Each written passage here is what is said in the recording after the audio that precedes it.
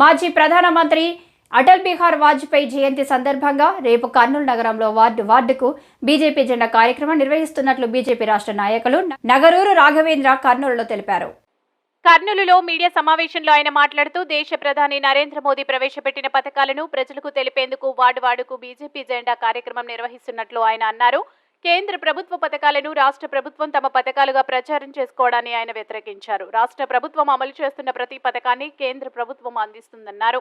YCP ప్రభుత్వంలో ఎలాంటి అభివృద్ధి చోటు చేసుకోలేదని, కర్నూలు జిల్లాలో ఒక్క పరిశ్రమ కూడా తీసుకురాలేకపోయారని ఆయన అన్నారు. కేంద్ర ప్రభుత్వం ఆధ్వర్యంలోనే కర్నూలుకు IIIT DRDA విమానాశ్రయం వచ్చిందని ఆయన తెలిపారు. రాష్ట్ర ప్రభుత్వం సచివాలయాల వ్యవస్థను వారి సొంత ప్రయోజనాల కొరకే ఉపయోగిస్తుందని, ప్రజలకు ఎలాంటి ఉపయోగం లేదన్నారు. వచ్చే ఎన్నికల్లో సమయంలో సచివాలయాలను రద్దు చేయాలని ఆయన డిమాండ్ చేశారు.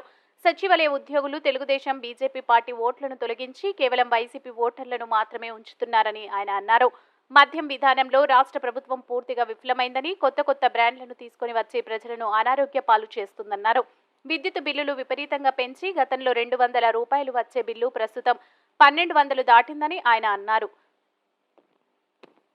IIIT ఇచ్చింది బీజేపీ, ఎయిర్పోర్ట్ ఇచ్చింది బీజేపీ, DRDO ఇచ్చింది బీజేపీ.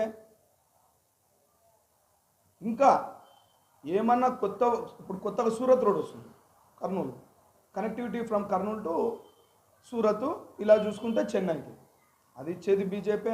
ఈరోజు జెండా కార్యక్రమం ఎందుకు మేము తీసుకుంటున్నామంటే వార్డులో జెండా ఎగరేస్తాం. 33 వార్డులలో 33 జెండాలు ఎగరేస్తాము. బీజేపీ వైబ్రేషన్ కర్నూలులో స్టార్ట్ కావాలి. మొత్తం బీజేపీ వైబ్రేషన్ కర్నూలులో స్టార్ట్ కావాలి.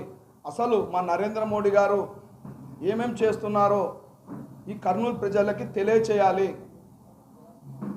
మిత్రులు గారు చెప్పినట్టు ఒక గ్యాస్ కనెక్షన్ నుంచి, ఒక బియ్యం పథకం నుంచి, ఒక పెన్షన్ వరకు ఎన్నెన్ని స్కీములు ఉన్నాయో మనవి ప్రతి ఒక్కటి మేము భారతీయ జనతా పార్టీ తరఫున ఇంటింట ప్రచారం చేస్తాము.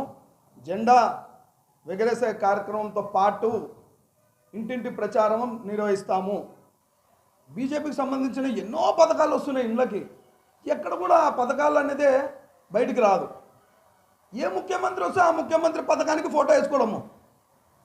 ఒక ముఖ్యమంత్రి కాదు, ఏ ముఖ్యమంత్రి రాని ఆ పథకం కింద సెంట్రల్ గవర్నమెంట్ పథకం ఆ ఫోటో వేసుకోవడము. మరి స్టేట్ గవర్నమెంట్ ఇద్దరు పథకం, ముఖ్యమంత్రి ఉండాలి, ప్రధానమంత్రి ఉండాలి పథకంకి. కానీ ముఖ్యమంత్రి నేనే అని చెప్పి నేనే పథకం అమలు చేస్తున్నానని ఫోటో వేసుకోవడము, దాని పేర్లు మార్చుకొని మేము ఇస్తున్నాము పథకం చెప్పి అది చూపించేది. మేము చేసే కార్యక్రమాలు మేము చేస్తున్నామని ప్రజలకి తప్పుడు సమాచారం ఇవ్వడం ఒక తప్పు. అందుకే ఆ కార్యక్రమం ఏమేమి మేము పథకాలు ఇస్తున్నది అనేది ప్రజలకి చూపించాలన్నదే మా ఆలోచన. నుంచి ఇక్కడికి వస్తేనే మన దేశం ఒకటి, అంటే మన ముఖ్యమంత్రి గారు చెప్పినట్టు ఇక్కడ హైకోర్టు ఇస్తాము అని చెప్పారు. హైకోర్టు రాని ఎవరు వద్దనలేదు హైకోర్టుకి.